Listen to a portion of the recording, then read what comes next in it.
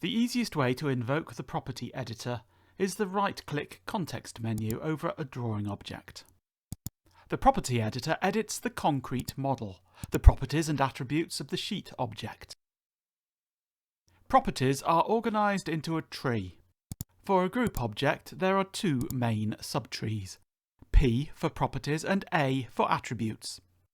The attribute subtree contains the same attributes that are presented in the left side of the attribute editor.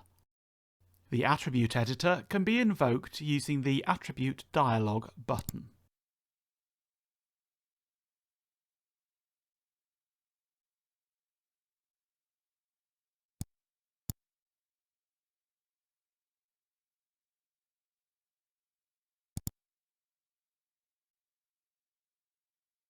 Scalar attribute values can be edited on the right side.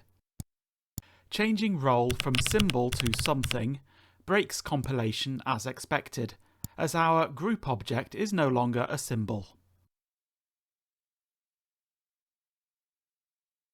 For some attributes, the same assisted or quick edit feature that the attribute editor offers is available in this dialog as well.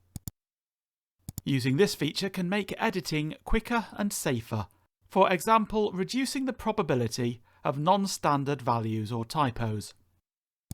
The property subtree contains generic object properties, such as floater and lock, and object-specific properties in a subtree.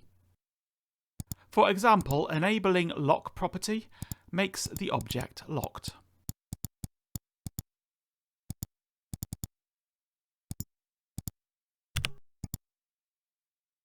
A symbol is a group object, so the object-specific property subtree is called GRP.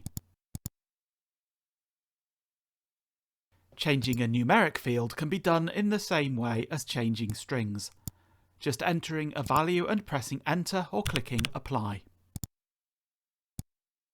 Furthermore, the arrow buttons can be used to incrementally change the value, which is convenient for visual fine-tuning. It is also possible to do arbitrary relative changes after unchecking the ABS checkbox. The value entered will be used as a delta when Apply is clicked. The resulting absolute value can be observed on the left side. Both positive and negative values can be used.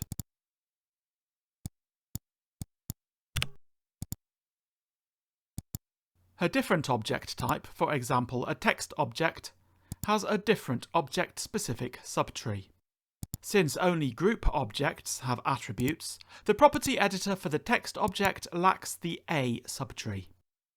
While different objects have different properties, editing works the same and depends only on value type.